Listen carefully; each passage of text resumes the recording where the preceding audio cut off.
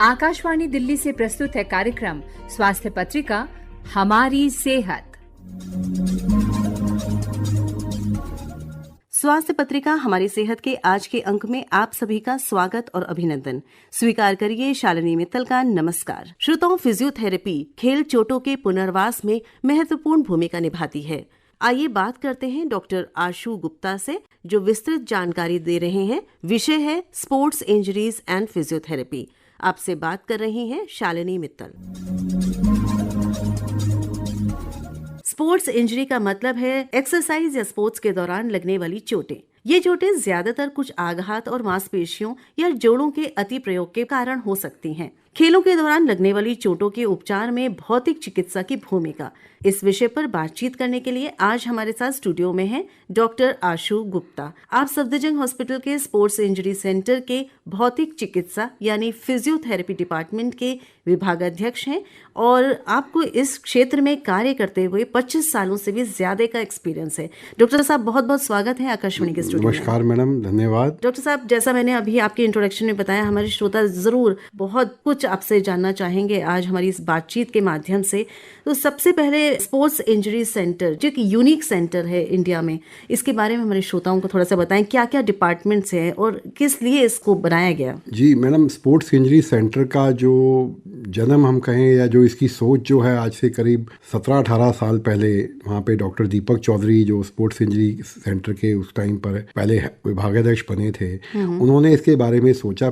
सबसे पहले सफदरजंग में orthopaedics department, central institute of orthopaedics department रहा हमेशा। जी जी। तो उसके अंदर हर टाइप के ऑर्थोपेडिक कंडीशन को देखा जाता था। बट बढ़ते हुए खेलों के प्रभाव से, बढ़ते हुए खेलों में चोटों के लगने के, जिस तरह से खेलों का कॉम्प्लेक्सिटी बढ़ती जा रही है, जिस तरह खेलों के अंदर प्रतिस्पर्धा बढ़ती जा रही है, उसको देखते हुए खेलों के अंदर चोटें भी ज़्यादा कॉम्प्लेक्स होती जा रही हैं। तो उसको देखते हुए डिसाइड किया गया कि इसके लिए अलग टाइप से और अलग स्पोर्ट्स इंजरी सेंटर इंडिया के अंदर, जो कि अपने आप में पहला स्पोर्ट्स इंजरी सेंटर है। ये सेंटर 2010 अक्टूबर में सफदरजंग हॉस्पिटल के अंदर स्टार्ट हुआ और 2024 जनवरी में हम लोगों ने इसको रीडेवलपमेंट, बिकॉज काफ़ी इसकी डिमांड बढ़ गई थी, तो पुराना सेंटर हमारा काफ़ी छोटा पड़ रहा था, तो उसको देखते हुए भारत सरकार की 2024 जनवरी के अंदर नए स्पोर्ट्स इंजरी सेंटर का आरंभ हुआ है। अगर एक आम आदमी जो हमारा लिसनर है वो वहाँ जाना चाहे तो क्या वो सुविधा का लाभ उठा सकता है?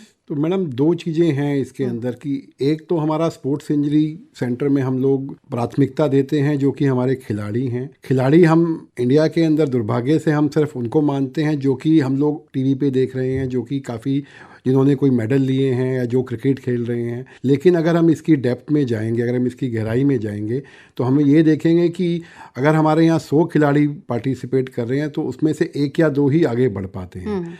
80 to 90% ऑफ द खिलाड़ी किसी ना किसी वजह से, कोई फैसिलिटी के अभाव में, कोई चोटिल होने के कारण आगे नहीं बढ़ पाते हैं। तो इस टाइप के सेंटर का मेन एम ये था कि जो खिलाड़ी नॉर्मल लेवल पे, स्टेट लेवल पे, स्कूल लेवल पे, कॉलेज लेवल पे, अखाड़ा लेवल पे जो तैयारियां कर रहे हैं अपनी, जो कि अपनी प्रतिस्पर्धाओं के लिए तैयारियां कर रहे हैं, उन लोगों को प्राथमिक चिकित्सा मिल सके, उन लोगों का इलाज हो सके। इसके साथ ही जो लोग, जो कॉमन आदमी हैं, जो आम आदमी हैं, जो कि अपने डे टू डे में बिजी है, जो नौकरी कर रहे हैं, नौकरी पेशा लोग हैं, जो गृहिणियाँ हैं या जो सीनियर सिटीजन्स हैं, उनको भी आज की डेट में, क्योंकि पिछले 20-25 सालों में काफ़ी स्वास्थ्य को लेकर काफ़ी लोग जागरूक हुए हैं। कुछ लोग योगा करते हैं, कुछ लोग जिम जाते हैं, कुछ लोग एक्सरसाइज करते हैं, सीनियर सिटीजन्स या बाकी हमारा जो हैं लोग वो वॉक पे जाते हैं। तो उन लोगों को भी अगर उस टाइप की इंजरीज हो रही हैं तो उनका भी हमारे यहाँ पे जांच पड़ताल और फिर उच्च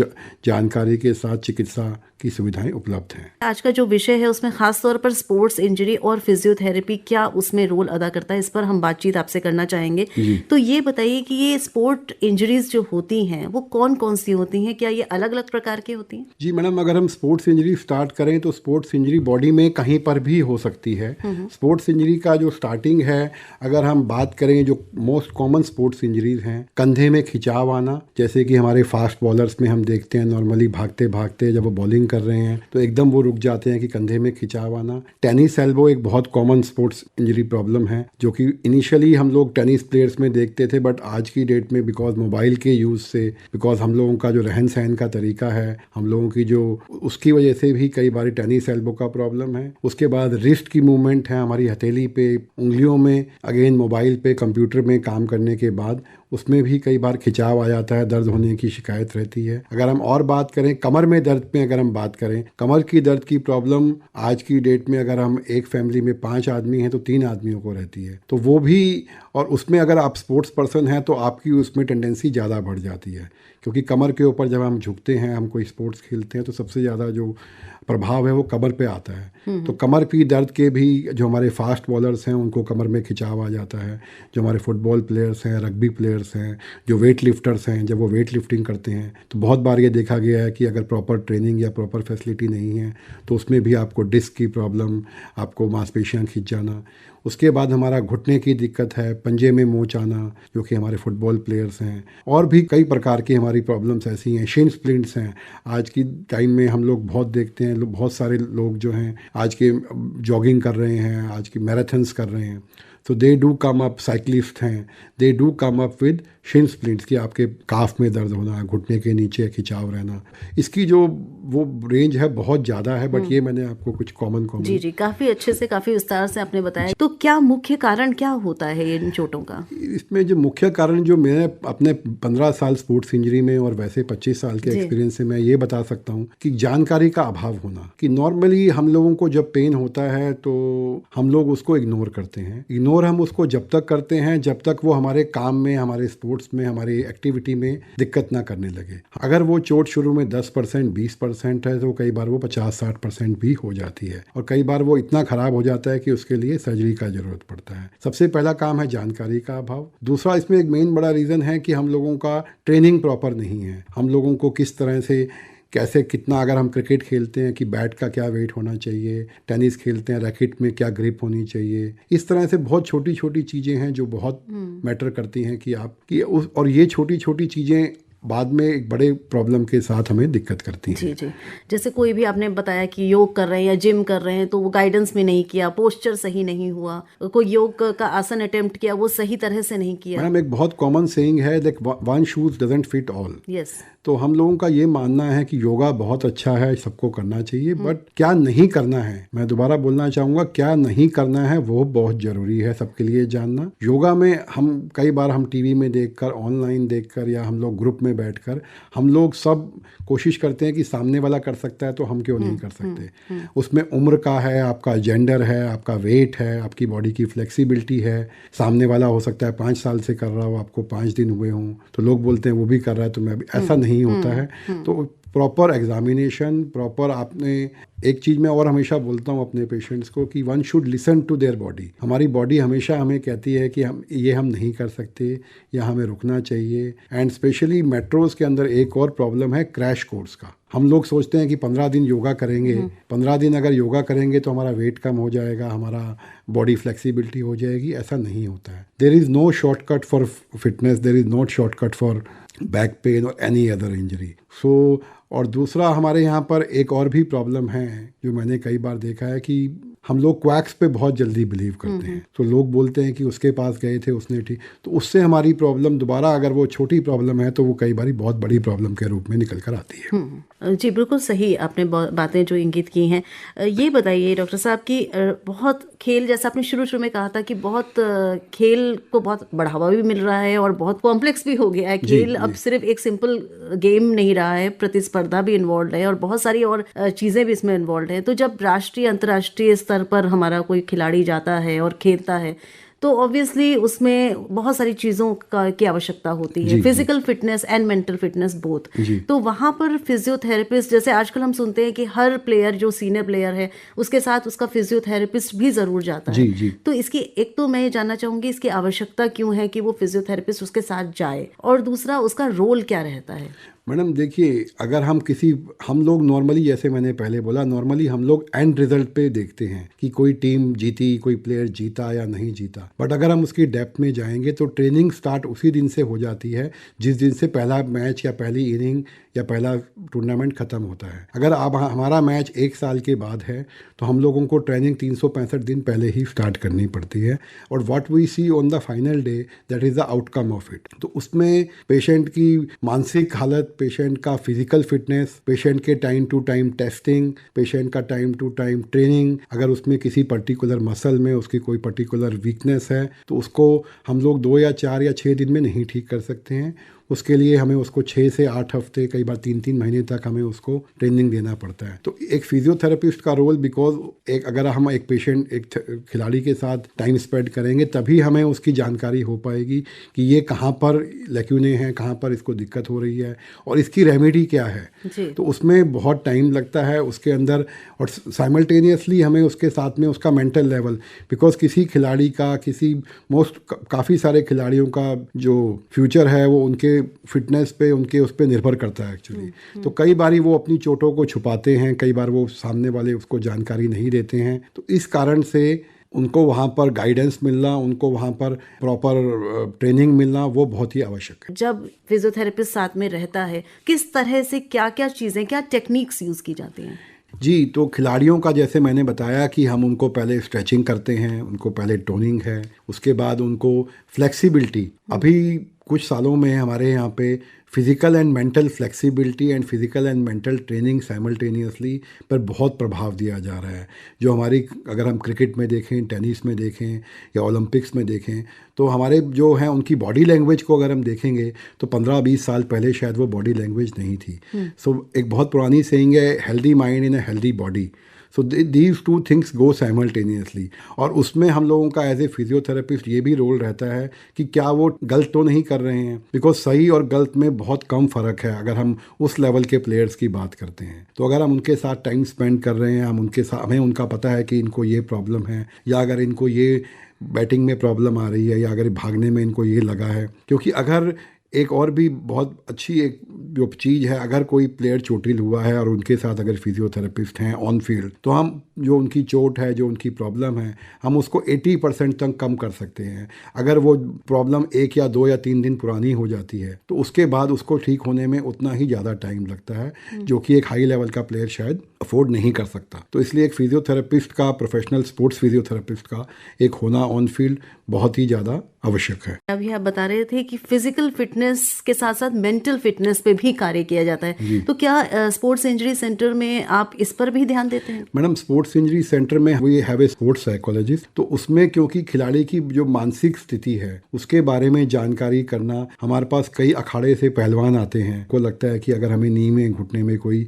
चोट लग गई है तो हमारा शायद कैरियर खत्म हो गया है। और बहुत यंग होते हैं उसमें, कुछ लड़के 16-17 साल के होते हैं, कुछ लड़कियां 12-13 साल की उम्र में ट्रेनिंग कर रहे होते हैं। तो उनका जो थॉट प्रोसेस है वो एकदम नेगेटिव जाने लगता है कि अब पता नहीं हमारा क्या होगा। तो उसके अंदर जो है एक साइकोलॉजिस्ट का होना, जो उनके साथ टाइम स्पेंड करता है, जो उनको आगे दिखाता है कि नहीं देखिए इनको भी ये हुआ था, अब ये बेटर कर पा रहे हैं, उनसे जानकारी करके उनके अंदर अगर कोई संदेह है तो उसको डिस्कस करना। तो वो एक बहुत साइकोलॉजिस्ट और एक nutritionist, dietitian, because diet also play a important role in sports rehabilitation, right. So we work as a team. हम लोगों का वहाँ पूरा टीम है जहाँ हम लोग हर लेवल पर उनकी मदद करने की कोशिश करते हैं। जी। तो जैसे ये चीज़ें आम जनता को नहीं मालूम है कि आपके जो स्पोर्ट्स इंजरी सेंटर में जो फिजियोथेरेपी है उसमें आप मेंटल फिटनेस पे भी काम कर रहे हैं, और न्यूट्रिशनिस्ट भी आपने बताया कि वो भी डाइट पर ध्यान रखते होंगे। और क्या क्या फैसिलिटीज हैं जो आप प्रोवाइड कर रहे हैं? जी मैडम, स्पोर्ट्स इंजरी सेंटर जो अभी हमारा नया, जिसका इनॉग्रेशन 8/1/2024 को ऑनरेबल हेल्थ मिनिस्टर ने किया है, उसके अंदर मैडम फर्स्ट टाइम हम लोग अंडर वाटर ट्रेडमिल लेकर आए हैं, जो इंडिया में फर्स्ट टाइम आया है, किसी भी सरकारी में और आई थिंक प्राइवेट में भी कहीं नहीं है। उसका सबसे बड़ा एडवांटेज ये है कि जो हमारे खिलाड़ी जब चोटिल हो जाते हैं उसके बाद जब वो बैक टू स्पोर्ट्स आना चाहते हैं, उसके लिए उस टाइप की एक्टिविटी, ये अभी तक साउथ अफ्रीका और ऑस्ट्रेलियन कंट्रीज में बहुत ज़्यादा यूज़ होती थी। तो उसमें हम उसका अर्ली रिहैब कर सकते हैं। अगर किसी का सर्जरी 4 दिन पहले हुआ है, पहले हम 2 से 3 हफ्ते उनको कोई भी एक्टिविटी करने के लिए मना करते थे, बट अब अंडर वाटर ट्रेडमिल जैसी या हाइड्रोथेरेपी जैसी ट्रीटमेंट से, बिकॉज पानी का एक बहुत बड़ा एडवांटेज है कि वो आपको हेल्प करता है इनिशियली रिकवरी में। उस टाइप की चीज़ों के लिए हमारे पास वहाँ पे बॉडी मास इवेल्युएशन है, हमारे पास वहाँ बैलेंस ट्रेनिंग के लिए आया है, बिकॉज स्ट्रेंथ के अलावा बैलेंस का होना भी बहुत ज़रूरी है, जिसके लिए हमने अभी वहाँ पर कुछ नए उपकरण लगाए हैं। उसके अलावा जो दर्द के लिए है, जो कि आपकी सूजन के लिए या आपकी जो डिफरेंट टाइप की प्रॉब्लम्स है, उन सब के लिए वहाँ पे it is one of the latest equipments we have got in our centre. कुछ जगह प्राइवेट में ये सुविधाएं उपलब्ध हैं, बट वहाँ पर उनका काफ़ी ज़्यादा किसी को दाम देना पड़ता है, तो बहुत विश्व स्तरीय उपचार हम लोग ऑलमोस्ट फ्री, किसी टेस्टिंग का वहाँ पे कुछ है, otherwise all the treatments and everything is free of cost. जी, बहुत बढ़िया। और चलते चलते मैं ज़रूर चाहूँगी शॉर्ट में डॉक्टर साहब आप बता दें, हमारे वो श्रोता जो इस कार्यक्रम को सुन रहे हैं, बहुत कम उम्र में जैसे आप बताया कि स्पोर्ट्स की ट्रेनिंग शुरू हो जाती है, उन्हें जानकारी नहीं होती है और बहुत जल्दी वो चोटिल हो जाते हैं, तो क्या चलते चलते उनको आप मैसेज देना चाहेंगे? मैं अपने एक्सपीरियंस से 2-3 चीज़ें शेयर करना चाहूँगा। उसमें सबसे पहली चीज़ तो है कि जैसे मैंने पहले बताया कि there is no shortcut to success. Normally हम लोग देखते हैं कि हम लोग सिर्फ टॉप एंड प्लेयर्स को या टॉप एंड उनकी जर्नी हम लोग नहीं देखते। एवरीबडी हैज स्ट्रगल्ड और everybody has put their efforts, तो आप पहले एफर्ट्स रखिए अपना। दूसरा, प्रॉपर जानकारी लीजिए। अगर आपको कोई दिक्कत है तो अपने कोच के साथ, अपने ट्रेनर के साथ, अपने फिजियो के साथ डिस्कस करिए। तीसरा, मेरा एक और जो सुझाव है, जो पर्सनल है बहुत, कि आप गूगल पे जाके हर चीज़ का ट्रीटमेंट मत ढूंढिए, बिकॉज गूगल कई बार हमें मिसगाइड भी कर देता है। तो घुटने में दर्द के, कमर में दर्द के 30 से 40 से 50 कारण हो सकते हैं। आप एक्सपर्ट के पास जाइए, don't become your own doctor. आप sports injury centre Safdarjung hospital में आ सकते हैं। अगर आपको स्पोर्ट्स से रिलेटेड कोई प्रॉब्लम हुई है तो हो सकता है कि आपको 80 to 90% चांस में आप कंजर्वेटिव में, बिना ऑपरेशन के, बिना किसी सर्जरी के, प्रॉपर जानकारी और प्रॉपर ट्रेनिंग के साथ आप बैक टू स्पोर्ट्स बहुत जल्दी वापस जा सकते हैं। जी डॉक्टर साहब, बहुत बहुत काम की बातें आपने बताई और निश्चित तौर पर जो हमारे श्रोता इस कार्यक्रम के साथ जुड़े, उन्होंने बहुत आज नई जानकारियां भी मिली। तो डॉक्टर साहब, आप आकाशवाणी के स्टूडियो में आए और इतनी महत्वपूर्ण जानकारी आपने हमारे साथ, हमारे श्रोताओं के साथ साझा करी, इसके लिए बहुत बहुत धन्यवाद। धन्यवाद ma'am. Sports injuries and physiotherapy, अभी आप इस विषय पर जानकारी प्राप्त कर रहे थे। हमारे विशेषज्ञ थे डॉक्टर आशु गुप्ता। आप सफदरजंग हॉस्पिटल के स्पोर्ट्स इंजरी सेंटर के फिजियोथेरेपी डिपार्टमेंट के विभागाध्यक्ष हैं और आपसे बात कर रही थी शालिनी मित्तल। आप सुन रहे हैं कार्यक्रम स्वास्थ्य पत्रिका हमारी सेहत। श्रोताओं, रतौंधी को नाइट ब्लाइंडनेस के नाम से भी जाना जाता है। इसमें अंधेरे में ठीक से देखने में समस्या आने लगती है। रतौंधी के कारण, लक्षण और इससे संबंधित विस्तृत जानकारी आइए लेते हैं नेत्र रोग विशेषज्ञ डॉक्टर सुरेंद्र नारंग से। आज मैं आपको रतौंधी के बारे में बताऊंगा। ये कोई बीमारी नहीं है, यह अन्य बीमारियों का लक्षण है, जिससे शाम को या रात को कम दिखता है परंतु दिन में ठीक दिखता है। इसके कई कारण होते हैं। पहला कारण है विटामिन ए की कमी। दूसरा कारण है रेटिनाइटिस पिगमेंटोसा, ये आँख की बीमारी है, पर्दे की। तीसरा कारण है चश्मे का हाई माइनस का नंबर 10-15, उससे ज़्यादा हो सकता है। चौथा कारण है सफ़ेद मोतिया। पांचवा कारण है काला मोतिया। और एक और कारण होता है उशर सिंड्रोम, जिसमें सुनता भी कम है, दिखता भी कम है, रात में कम दिखता है। इसके बाद ये तो हो गए कारण रतौंधी के। अब मैं बताऊंगा लक्षण। रतौंधी के लक्षण क्या होते हैं कि अंधेरे में तो कम दिखना हर बीमारी का कॉमन लक्षण है। अब विटामिन ए की कमी से आंख में सूखापन आता है, आंख में सफेद निशान या बिटेड स्पॉट आ सकते हैं, और पुतली में जख्म या पुतली का पिघल जाना, ये भी एक विटामिन ए की कमी का लक्षण है। दूसरा कारण है रेटिनाइटिस पिगमेंटोसा, इसमें धुंधला दिखता है। रतौंधी तो है ही, शाम में रात को कम दिखना और पर्दा कमजोर पड़ जाता है। तीसरा कारण है चश्मे का हाई माइनस का नंबर, और चौथा कारण है इस चश्मे का हाई माइनस के नंबर में पर्दा बाहर की तरफ से कमजोर होता है, धुंधला भी दिखता है, आंख के आगे काले धब्बे भी दिखते हैं चश्मे के हाई नंबर में। सफेद मोतिया अगर आंख के बीच में है तो दिन में कम दिखता है, और अगर बाहर की तरफ है तो रात या शाम को कम दिखता है। काला मोतिया, इसमें आंख में हल्का हल्का दर्द होता है, आंख का चश्मे का नंबर बार बार बदलता है, आंख के आगे इंद्रधनुष के छल्ले दिखते हैं, आखिर में है उशर सिंड्रोम, इसे सुनता भी कम है और रात को दिखता भी कम है। अब ये तो हो गए रतौंधी कारण और लक्षण। अब रतौंधी की जांच कैसे करेंगे? देखो, अब कोई आपको या किसी रिश्तेदार पड़ोसी जानकार को ये लक्षण दिखते हैं, अंधेरे में कम दिखता है, तो तुरंत किसी घर के आसपास आंख के डॉक्टर को दिखाएं। सरकारी अस्पताल में जहां भी आप दिखाना चाहें, सबसे पहले डॉक्टर आंख की जांच करेगा। मशीन से जांच करेंगे, फिर पर्दे की जांच करेंगे। मशीन से जांच करेंगे तो आंख में सफेद निशान दिख सकते हैं, सूखापन दिख सकता है और पुतली में जख्म या पुतली बिगड़ सकती है। अब पर्दे की जांच के लिए कुछ टेस्ट होते हैं। ऑप्टिकल कोहेरेंस टोमोग्राफी, ये पर्दे की बनावट बताता है। एक और टेस्ट है इलेक्ट्रोरेटिनोग्राम, इससे पर्दे का काम करने का तरीका पता लगता है, पर्दे में कितनी ताकत है। और विजुअल फील्ड की जांच भी करते हैं, दृष्टिकोण होता है ये। जब हम देखते हैं सीधा तो चारों तरफ भी दिखता है हमें थोड़ा सा। जब हम सीधा चल रहे हैं, ड्राइव कर रहे हैं या घर में बैठे सीधा हमने देख रहे हैं तो चारों तरफ भी कुछ दिखता है हमें, उसको दृष्टिकोण बोलते हैं। ये विजुअल फील्ड की जांच होती है। इसमें रतौंधी में बाहर की तरफ से जो फील्ड कम हो जाती है उसको रतौंधी रात से कम दिखता है उससे। और एक और जांच होती है ब्लड में विटामिन ए कितना है। ये जांच पहले नहीं होती थी, अभी शुरू हुई 5-6 साल में। विटामिन ए पता लग जाए कितना है तो हिसाब से हम डोज देंगे इलाज में, तो उससे अच्छा और बढ़िया ठीक होगा मरीज, बहुत आराम मिलेगा मरीज को। अब मैं बताऊंगा मरीज रतौंधी का इलाज क्या है।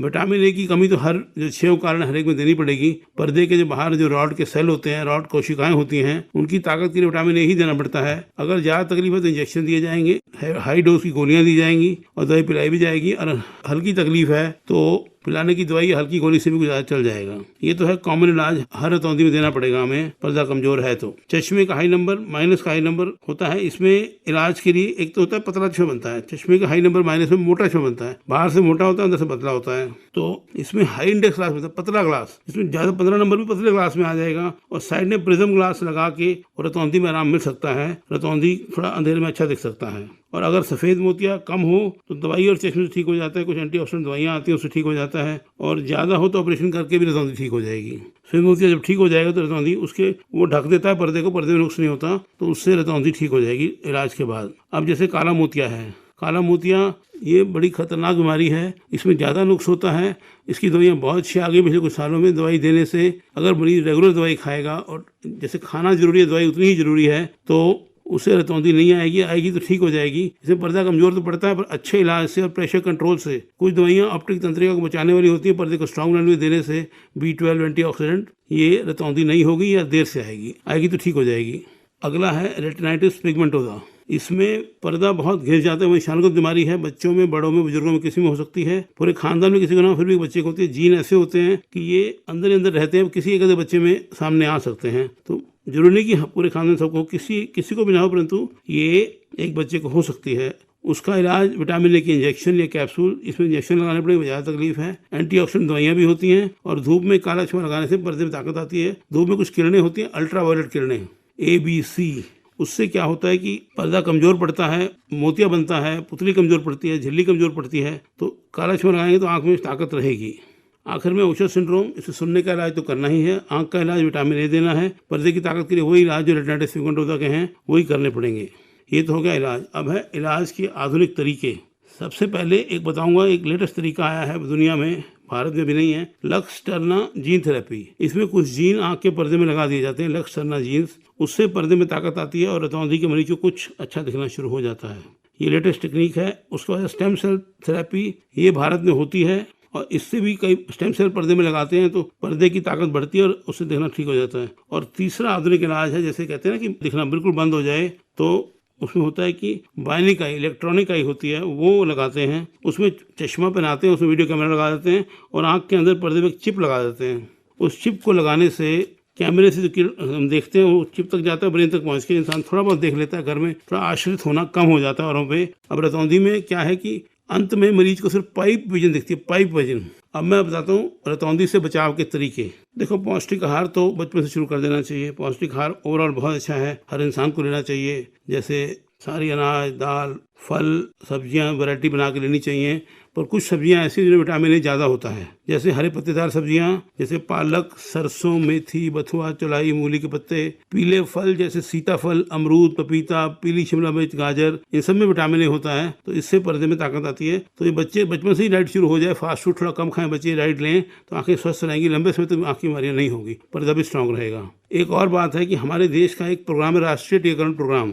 उसमें बच्चों को 5 साल की उम्र तक 9 डोज विटामिन ए की पिलाई जाती हैं। ये तो एक नींव अच्छी बनाने वाली बात है, बच्चे की आंखें स्वस्थ हो जाएंगी। बच्चे शुरू से आंखें स्वस्थ होंगी, जब बड़े होंगे तो आंखों में बीमारियां कम आएंगी। इसमें पहली डोज दी जाती है खसरे के साथ 9 महीने पे, दूसरी डोज होती है 15 महीने पे, फिर 2 साल पे, उसके बाद हर 6 महीने में 5 साल तक 9 डोज बनती हैं। इससे बच्चे की आंखों स्वस्थ बनाने का बच्चों का फ्यूचर सुधारने का तरीका है ये इम्यूनाइजेशन प्रोग्राम में डोज देना। उसके बाद हमें धूप में काला चश्मा लगाना, अभी धूप सेकनी है, सर्दियों में या गर्मियों में धूप में जाना है तो अल्ट्रावायलेट किरणें धूप में होती है, उससे बहुत नुकसान होता है आंख को। मेरी सलाह में काला चश्मा लगाना बहुत जरूरी है। हैबिट बना लेनी चाहिए कि एक चश्मा बैग में हो या धूप हो तो लगा लें, तो उससे आंखें स्वस्थ रहेंगी। और आखिर में स्वस्थ जीवन शैली, अच्छा बिहेवियर, अच्छी नींद, तनाव मुक्त जीवन और पौष्टिक आहार और एक वर्जिश एक्सरसाइज, सैर करें या हाथ पैर हिलाएं या वॉकिंग करें, योगा करें, मेडिटेशन करें, इन सब बातों से आंखें स्वस्थ रहेंगी और रतौंधी का असर थोड़ा लेट आएगा। धन्यवाद। रतौंधी कारण, लक्षण और बचाव। अभी आप नेत्र रोग विशेषज्ञ डॉक्टर सुरेंद्र नारंग से ये जानकारी प्राप्त कर रहे थे। आप इस कार्यक्रम में और क्या सुनना चाहते हैं, आप हमें लिख सकते हैं। हमारा ईमेल आईडी है healthaidelhi@gmail.com। इसी के साथ आज का ये कार्यक्रम समाप्त होता है। फिर मिलेंगे अगली बार, तब तक के लिए नमस्कार। अभी आप आकाशवाणी दिल्ली से सुन रहे थे कार्यक्रम स्वास्थ्य पत्रिका हमारी सेहत। कार्यक्रम की प्रस्तुतकर्ता थी शालिनी मित्तल।